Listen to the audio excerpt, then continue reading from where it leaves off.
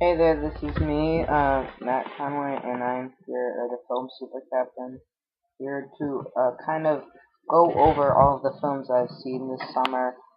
We're starting, the first video will be covering the last week of April and all throughout May. I will do these every month, so I will do a June one, and then when July's over, I'll do a July one, and then August, and then I will cap it off with the awards of the month. Okay, so first off, we have Fast 5, which was released April 29th, so last week, and pretty much the start of the summer. And this movie was just a lot of fun. I mean, starring, you got Vin Diesel, he's back in action. You got Paul Walker, and then the thing I love is they brought everyone who was ever in a Fast Five movie except like Lucas Black, but they brought Han.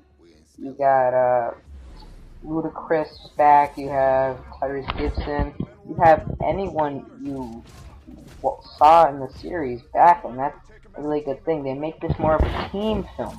They stress on the team element more than kind of just driving around in cars. It feels more like a heist movie, which I like, instead of just cars racing. The action scenes are really good. The Rock is a nice addition as the villain. He made a good villain. That scene, him fighting the Vin Diesel was awesome. I mean, it's hard to tell who's who because they're both like mixed race, but whatever. And overall, I give it a rating of 3.5 out of 5 stars. Just a really fun summer movie. Great way to start the summer. All right, now we have Thor, the first of Marvel superhero movie of the summer, the third of the Avenger movies, and this movie surprised me in how good it was. Kenneth Brognan, the director, does a good job bringing the mythology to the world. The scenes on Earth are funny mostly. Some good action. Great cast. You have Tom Hiddleston as Thor's villain. You have Chris Hemsworth as Thor himself. He's very charismatic and charming. He does a good job. Overall, everyone I thought did a solid job, and this really surprised me because the trailers honestly looked bad. So I have to give this film a rating of 4 stars out of 5. If it's still in theaters, or check it out, or then just wait for DVD.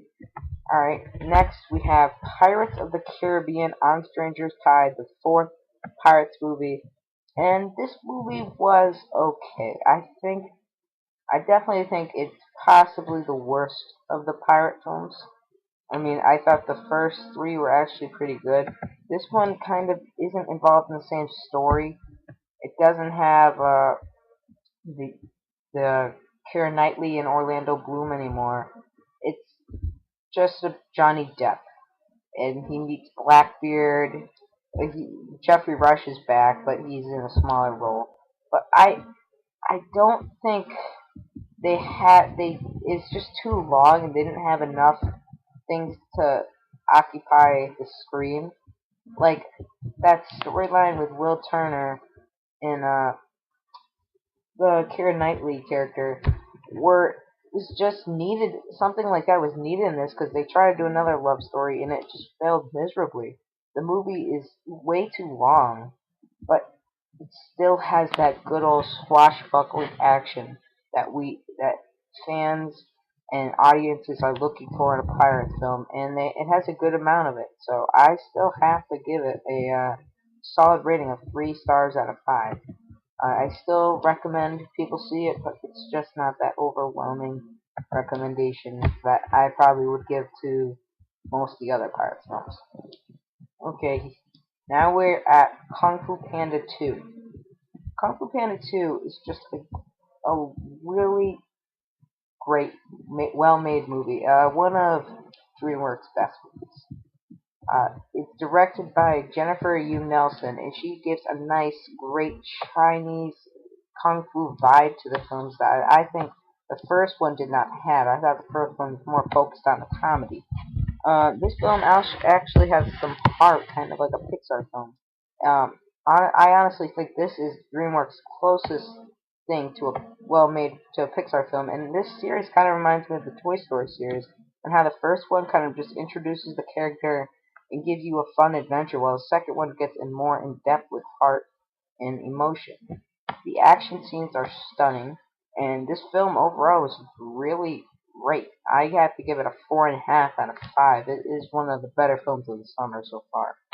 And last but not least, The Hangover Part 2.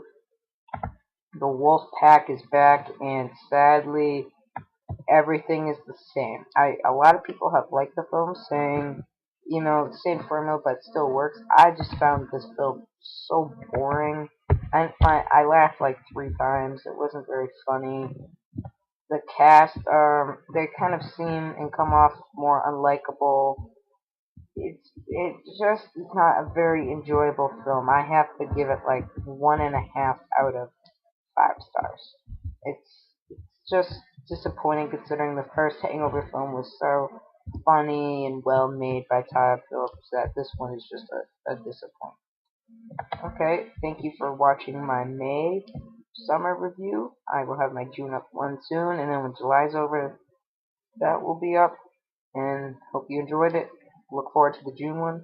I will link all of my reviews, my blog reviews for each of the movies. I've reviewed them all in my blog, and I will link those all so you can check those out in more in-depth detail for the movies. And thank you very much for watching.